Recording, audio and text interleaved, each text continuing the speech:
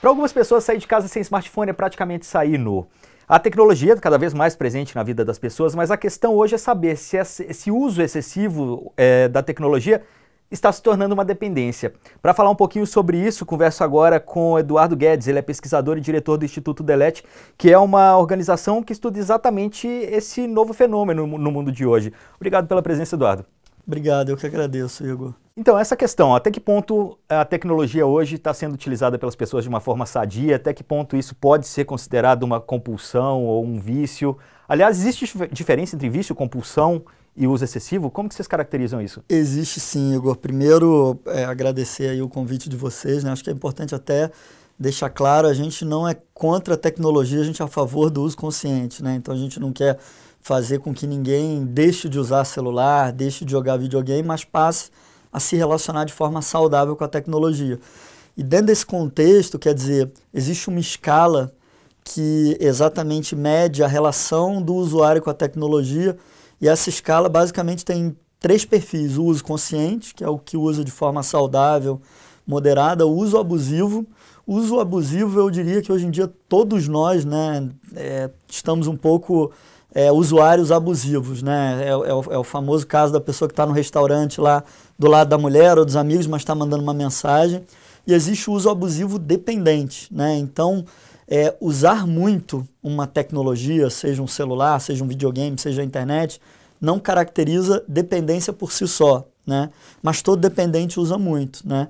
E todo dependente não assume que é dependente. Tem isso também, né? Quer dizer, tem um pouco, eu acho que, como você falou, é um fenômeno hoje em dia real e presente no cotidiano de todo mundo, né? No Brasil e no mundo. A dependência tecnológica, a dependência digital é uma dependência silenciosa, muito difícil de diagnosticar, diferente de uma dependência, um vício químico, bebida, cigarro, drogas, enfim. É uma dependência silenciosa e, ao mesmo tempo, é uma coisa socialmente aceita, né? Quer dizer, aquela pessoa que está usando muito o celular, um tablet, é um cara que está produzindo, trabalhando, mas até que ponto essa pessoa está fazendo isso por lazer e trabalho e tem o controle, e até que ponto aquilo gera prejuízo. Então, o uso abusivo por lazer ou trabalho do uso abusivo dependente, essa linha é muito tênue, né? E o que, na verdade, define, né, esse limite é o nível de controle que você tem e o prejuízo que você tem na vida real. A gente fica brincando aqui, sou viciado em tecnologia, mas a gente está falando de casos extremos, né? Vocês também fazem tratamento no Instituto Delete.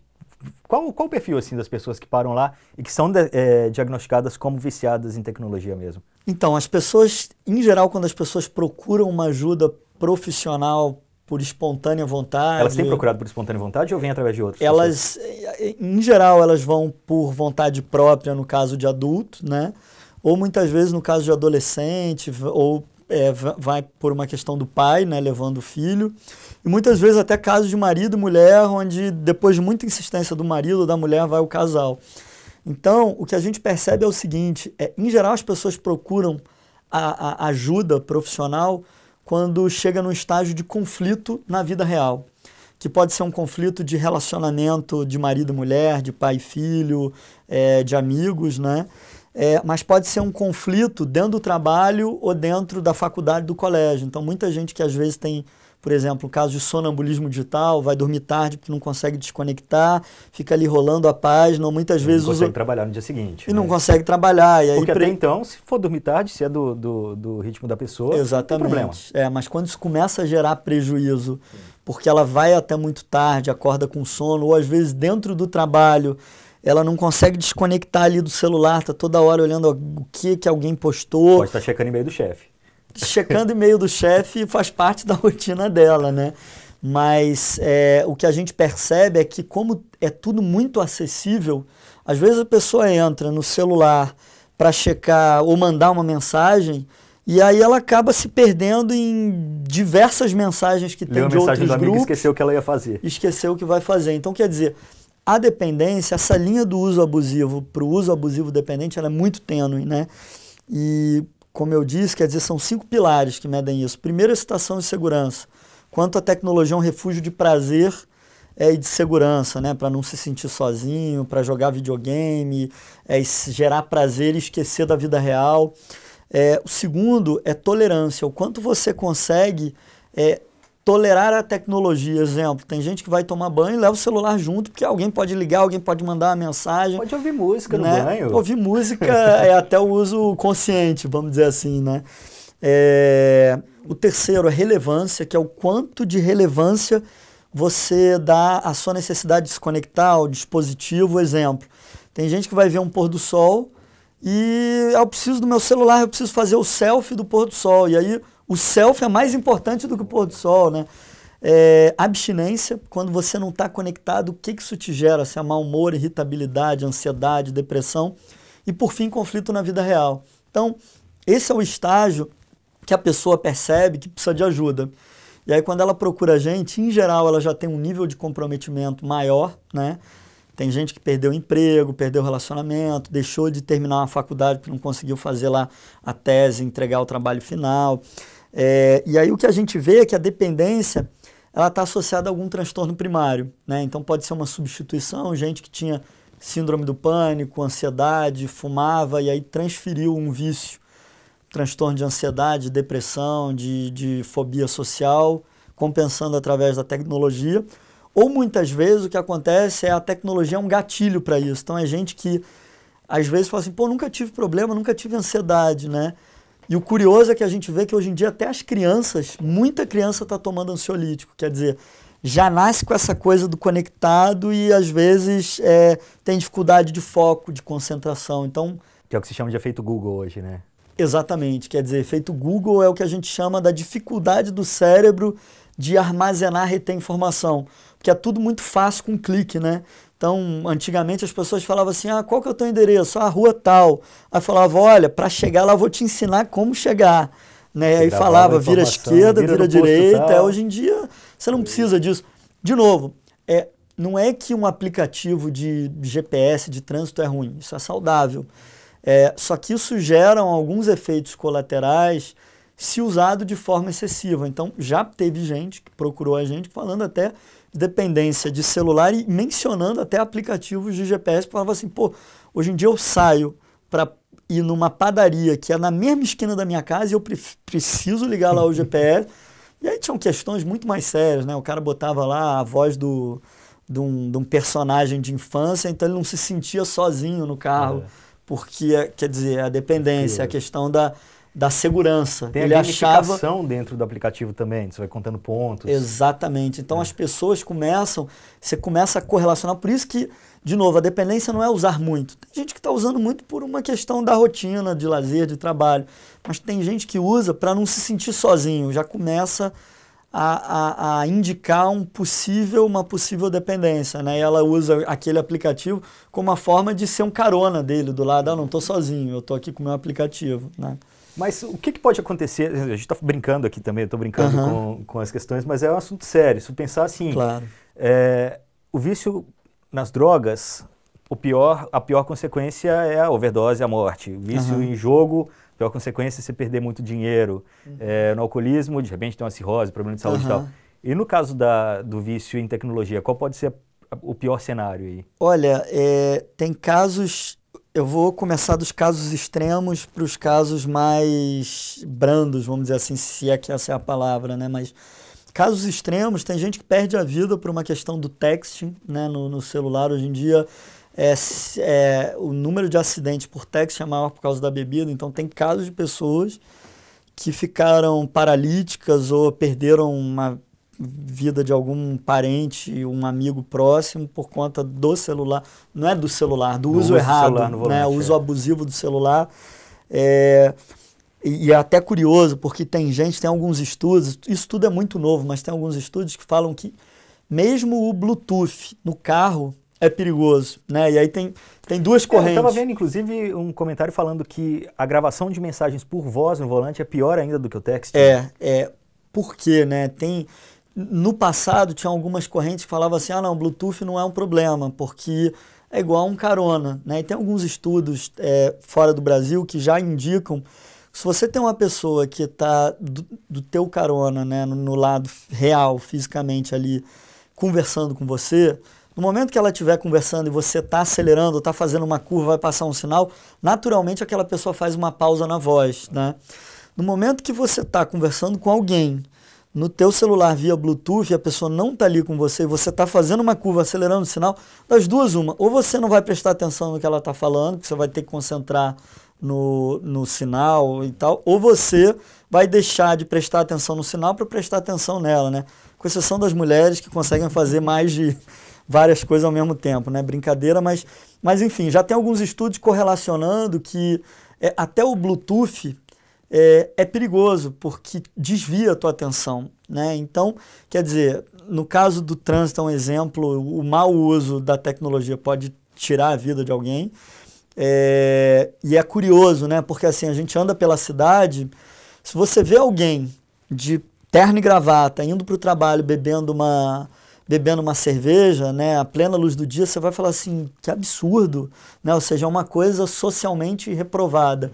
Você para no trânsito, você olha para o lado, todo mundo está olhando o celular. As pessoas, eu já vi comentários de pessoas dizendo assim, não, eu aproveito o trânsito para ler mensagem, responder meus e-mails e tal. É uma coisa que ainda é socialmente aceita, embora já começam a aparecer algumas campanhas positivas nesse sentido. E aí, continuando a resposta, quer dizer, tem um caso na China, teve o caso de uma menina que decepou a mão por conta da dependência de Facebook. Quer dizer, a dependência, a depressão, a problemática era tão grande que a forma dela conter o vício foi decepando a mão, né? Então, obviamente, são casos extremos, mas nos casos mais corriqueiros, vamos dizer assim, o que a gente vê é que isso gera ansiedade, isso gera depressão, isso gera fobia social. É muito comum a mãe ver que o filho é tímido, ela fala assim, mas meu filho na rede social ele se expõe, ele tem muitos amigos. Não tem problema ele estar na rede social, mas se essa rede social servir como um refúgio de isolamento social, isso pode gerar fobia social, né? Então, de novo, é o uso consciente e o uso abusivo, né? Tem até a questão de duas personalidades, né? Uma personalidade completamente verdade, diferente na internet e outra no mundo real. É verdade, né? Outro dia eu recebi uma imagem, era uma foto de um desenho, né? Que era alguém teclando lá no celular e ela estava teclando de rosto sério, né? E aí embaixo tinha uma frase assim, experimente gargalhar e rir também na vida real, né? Então, hoje em dia as pessoas utilizam muitas vezes a rede social como um escudo, né? Tem alguns estudos que correlacionam a rede social com a sensação de euforia, de pertencimento, né? E isso é muito perigoso, porque ao mesmo tempo que gera um falso prazer, mais da metade dos usuários na mesma pesquisa se declarou mais infeliz que os seus amigos. Porque ela fala assim, pô, legal, meu casamento tá ruim. Todo mundo é tão linda na internet, né?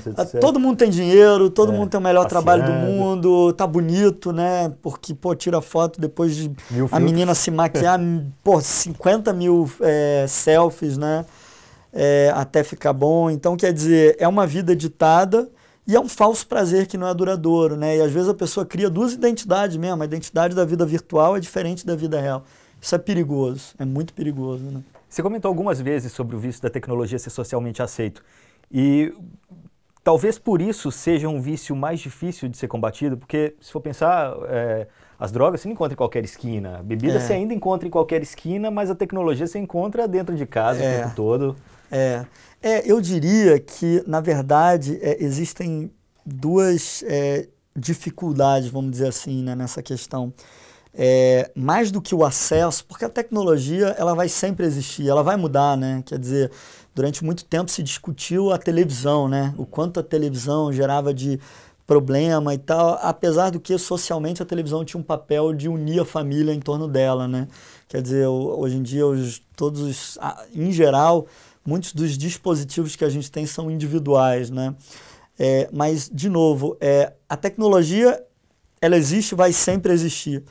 O problema está em que ela é socialmente aceita, né? Então, quer dizer, uma pessoa está no trânsito, olhando no celular, ainda não é visto como um problema social. Pode ser um problema legal, mas ainda é um problema aceito, ainda é uma questão aceita, né? E muitas vezes você vê gente teclando dizendo assim, estou dirigindo, né? Você manda uma mensagem, estou dirigindo, te respondo quando chegar em casa.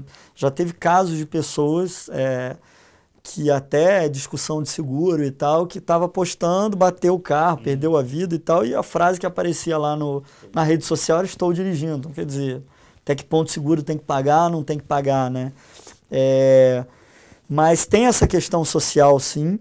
Mas eu acho que, mais do que a questão social, é tudo muito novo, né?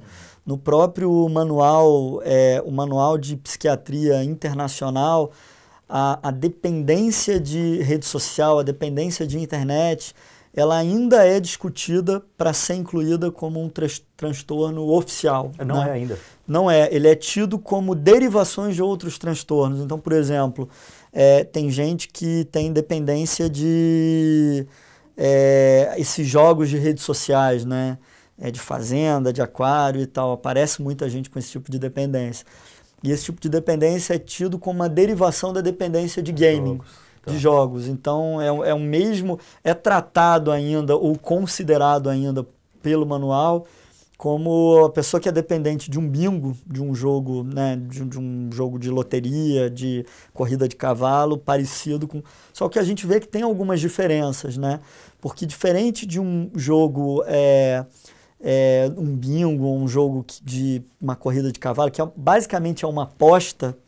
Quando você fala de jogos de redes sociais, tem mecanismos de gratificação e de pertencimento diferentes, né? Onde você gera pontuação, onde alguém te pede alguma coisa e você começa a se tornar, entre aspas, socialmente mais reconhecido, né?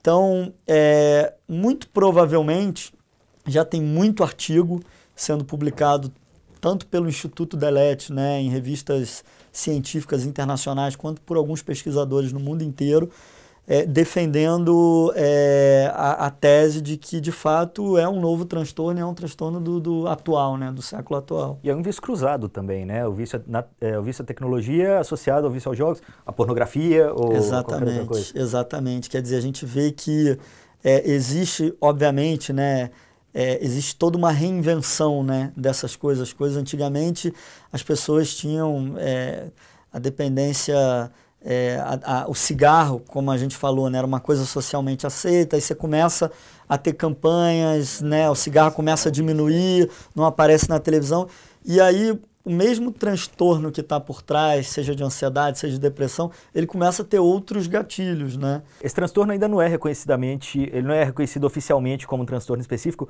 mas existem estudos comparando talvez as pessoas tidas como sadias, com as pessoas que são dependentes de internet no que diz respeito à depressão, ansiedade. Existe. Diferenças de um e do outro? Existe. Na verdade, tem alguns estudos que correlacionam até traços de personalidade mais característicos para desenvolver alguma propensão de dependência, né? Seja traços de personalidade, que aí não é um problema, é uma mera característica individual, sejam de fato transtornos, né? Então, por exemplo, transtorno de pessoas que tenham transtorno de ansiedade, depressão, fobia social, síndrome do pânico, obviamente podem acabar utilizando a tecnologia como um gatilho para potencializar esse transtorno, isso acontece, mas o que acontece também é que existem alguns traços de personalidade que podem ser mais comuns para desenvolver esse tipo. Então, por exemplo, algumas pesquisas lá fora correlacionam a fato da pessoa ser introvertido, né, a timidez, como uma possível traço de personalidade para desenvolver, porque a pessoa vê na internet, vê na tecnologia um refúgio para ela se expor mais facilmente. Se não for feito de forma saudável, consciente, pode virar isolamento social, né? E virar fobia social, e virar até pânico, coisas maiores, né? Dentro desse universo, o Instituto Delet surgiu com um braço também focado em pesquisa, né? Você até brincou que é sua compensação de carbono, né? Porque lá no passado você veio da indústria de telecomunicações, entregou a internet na mão de muita gente, foi responsável pela conexão de muita gente aí, e agora está tirando o doce da boca da criança, né? Brincando. Como que o Instituto Delet trabalha hoje? Em que frentes ele atua e como que vocês estão organizados? Legal. A gente começou, de fato, fazendo as primeiras pesquisas sobre nomofobia, né, nomobiofobia. Que hoje esse nome é válido para tudo. Né, esse termo foi um termo importado lá de fora, né, do nomofobe, e que era, na ocasião, dependência de celular, né, medo de ficar sem o celular, e hoje é usado para qualquer coisa ligada à tecnologia, dependência de rede social e tal. De internet, e o Instituto Delet ele surgiu produzindo a primeira pesquisa, né, dentro do campus do Instituto de Psiquiatria da UFRJ, onde a Ana Lúcia e o Antônio Gídio foram os primeiros pesquisadores a desenvolver o artigo de nomofobia no Brasil. Depois disso, a gente montou um grupo de estudo multidisciplinar, ainda dentro do Instituto de Psiquiatria, onde a gente pesquisa a dependência, né, a interferência da tecnologia no comportamento humano de forma geral, desde game, rede social, internet, celular e por aí vai. Depois disso, a gente começou a oferecer atendimento gratuito, né? Então, toda sexta-feira de manhã a gente oferece atendimento gratuito e é de 8 ao meio-dia, né, no campus da Praia Vermelha, no Rio de Janeiro. E aí, depois disso, a gente começou a ver que mais do que a pesquisa e o tratamento, existia um pilar de capacitação e conscientização, que é um estágio antes, né? Quer dizer, a dependência é o último estágio, né? Mas como prevenir o uso abusivo dependente, como tratar o uso abusivo, a pessoa que, de fato, está desenvolvendo uma relação prejudicial, mas que ainda não está no nível de dependência. E a gente começou a criar programas de capacitação, conscientização para oferecer isso socialmente. Falando um pouquinho do tratamento, como ele acontece? Porque a gente vê até alguns casos de pessoas que são internadas da mesma forma que dependentes químicos. Não é meio exagerado isso, no caso da dependência de tecnologia? Parece exagerado, né? Porque, de novo, hoje em dia todo mundo se considera um pouco dependente, mas essa dependência, na verdade, é o uso abusivo, que todo mundo se considera que está toda hora olhando para o celular, dando refresh. É até curioso, né? Antes de entrar nisso, quer dizer, todo mundo coloca o celular em cima da mesa, né? Isso não é um problema de uma mesa de refeição. Mas se alguém tirasse um sapato e colocasse em cima da mesa ou levasse um jornal... Nossa, é verdade. O celular é um dos itens mais sujos que existem. O celular é cientificamente comprovado que ele tem 10 vezes mais bactéria que a sola de um sapato e até a tampa de uma privada. E ninguém lembra E as pessoas levam para uma mesa de refeição, né? Ou não limpam o celular. Então, quer dizer, ainda existe uma coisa social, cultural que vai evoluir, né? É tudo muito novo. Mas dentro desse contexto que você perguntou, quer dizer, o tratamento, obviamente, ele tem níveis e níveis de tratamento em função do nível de comprometimento da pessoa, né? Quer dizer, tem gente que se considera dependente e não é dependente, ele é meramente, ele está dentro de uma situação onde o meio, seja por lazer ou trabalho, uma namorada que mora longe, um trabalho que acaba demandando mais, está de fato demandando um uso excessivo. Mas se ele tem um controle do celular, de forma geral, ele pode estar vivendo um prejuízo, mas não ter uma relação de dependência. E quando aquele fator externo some da vida dele, ele volta ao normal. Ele consegue ter o controle, né? Quer dizer, mas ele está sendo muito demandado, é um jornalista, ou é uma pessoa que trabalha de noite, trabalha numa rádio. A namorada está ali enchendo o saco para a pessoa estar online o tempo inteiro, responder a mensagem no minuto seguinte. Exatamente. Então, quer dizer, ele começa a usar muito. E quando a pessoa procura ajuda dentro do Instituto Delete, é feita uma triagem, onde a gente passa por uma sequência de instrumentos, que basicamente são questionários, né, onde a gente avalia o nível de relacionamento com a tecnologia, isso dá um nível de relacionamento de dependência leve, moderado ou grave, e obviamente associações com outros instrumentos de ansiedade, depressão, pânico, e uma avaliação clínica também de um psicólogo, né? Uma vez constatada a dependência, obviamente é orientado terapia cognitiva para o transtorno primário, que pode ser ansiedade, depressão. Casos mais extremos até também é oferecido o uso de medicamento para o transtorno primário de ansiedade e depressão com psiquiatra, com médico dentro do instituto. E, obviamente, tem pessoas que chegam, como a gente falou, um dos pilares é a abstinência, né?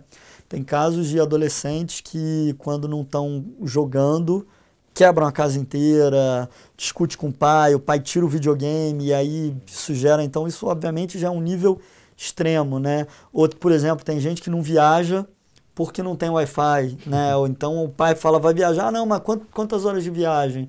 São 4 horas de viagem? Não vou porque já vou tem muito Wi-Fi. voo com internet, precisa ir. Não, mas às vezes no carro, a conexão 3G, 4G, às vezes está num lugar de conexão um pouco pior. Então, assim, de fato, tem gente que gera prejuízo na vida real. E aí, as pessoas falam assim, então o tratamento é não usar, abstinência só, sem um acompanhamento profissional, não vai resolver. Muitas vezes pode até potencializar coisas maiores, né? Dicas para os pais que estão percebendo algum indício de dependência digital dos filhos? Eu acho que a primeira dica é assim, se está percebendo alguma dependência, procura ajuda de um profissional, né? O Instituto Delete, como eu falei, a gente fica no Rio de Janeiro, mas a gente tem e-mail, tem telefone, tem cursos de certificação no Brasil inteiro e a gente também está à disposição para ajudar, seja presencialmente, seja por e-mail, por telefone. Seja do Instituto Delete ou seja de outro profissional, mas procurar a ajuda de um profissional. Mas eu acho que tem dicas que vêm antes de estar num caso extremo. Né? Esse profissional pode ser um psicólogo na cidade dele mesmo. Sem dúvida, sem dúvida. Quer dizer, qualquer psicólogo, psiquiatra pode ajudar. E em geral, como a gente falou, muitas vezes tem um transtorno, em geral está relacionado a um transtorno primário, né? De ansiedade, depressão, então pode ser um psicólogo, psiquiatra da própria cidade. Mas eu acho que a primeira coisa de fato, é importante a gente entender que a gente tem que ter o domínio da tecnologia, não o contrário, ela ter o domínio da gente. Dicas para as pessoas agora em geral, não só para os pais, para que elas consigam no dia a dia diminuir aí esse contato com a tecnologia. Você estava falando do uso do relógio, para não pegar o celular mais para ficar olhando o relógio toda hora e de repente tem uma mensagem, você acaba vendo a mensagem, engata numa conversa, mas com os smartwatches essa dica já está começando a ter, já tem os dias contados aí. Que outras dicas a gente pode utilizar no dia a dia para diminuir esse contato? Tem várias dicas, né? Quer dizer, mas só citando algumas delas, sonambulismo digital é uma coisa que também se discute muito, até com alguns médicos, alguns outros institutos. Hoje em dia muito comum as pessoas usarem o celular como despertador, né? O celular hoje em dia é um mini computador.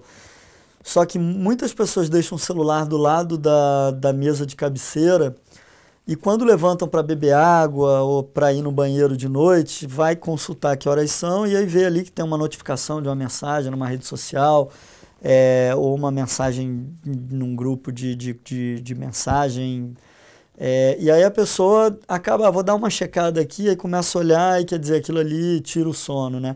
A própria luz, mesmo que a pessoa não levante, não olhe, a própria luz pode ser um fator de inibição. Então, assim como hoje em dia todo mundo sabe que você quer ir dormir, você não vai comer uma feijoada às 11 horas da noite, né? Então, alguns estudos indicam que você deveria começar a se desconectar 1 hora antes de dormir, né? Não levar o celular para cima da cama, até porque muitas vezes quando você deita e você fica rolando uma mensagem num tablet, num smartphone com o corpo deitado, você está educando o teu corpo que ele deitado não é para ele dormir, não é para ele desligar, né? E aí começa depois a gente reclamar de insônia, fala, pô, eu deito, não consigo dormir, eu já tirei o celular, então deitar na cama é hora de dormir ou de fazer outras coisas, né? Mas não mexer no celular. Mais dicas? Tem várias dicas, né? Eu acho que, por exemplo, outras dicas preciosas, rede social é muito comum, né? As pessoas, hoje em dia, número de curtida está se tornando sinal de felicidade e popularidade, né? Então, é muito comum as pessoas postarem foto, tirarem foto e verem quantas curtidas tem e tal. A curtida, e já tem até um mercado de curtidas, né? Já tem um mercado de curtidas, exatamente. Né? Compra então, curtidas. Essa história da rede social é uma história muito perigosa por tudo que a gente já disse aqui. Então, curtida não é sinônimo de felicidade, o selfie não é mais importante do que o momento, né? Nem tudo que está escrito numa rede social é verdade. E eu acho que tem outras dicas, até mais do que a dependência de etiqueta social, ou seja, de boa convivência dentro das mídias digitais. Assim como num vizinho, se você mora num prédio ou mesmo numa casa e tal, você precisa, questão do barulho à noite e tal, regras de convivência social. Numa rede social, você também tem regras de etiqueta, regras de convivência, né? Então, se você quer falar alguma coisa para uma pessoa, que você fale diretamente para ela, você não precisa falar numa rede em público, né? Então, tem muita coisa que o mundo precisa evoluir ainda, Igor, muita coisa. Beleza, Eduardo, muito legal a conversa. De novo, quem se sentiu aí um pouco viciado demais em tecnologia, é só acessar o link aqui junto ao vídeo, tem um teste para saber o seu nível de dependência tecnológica. Eduardo, muito obrigado pela presença. Eu que agradeço. Obrigado, Igor.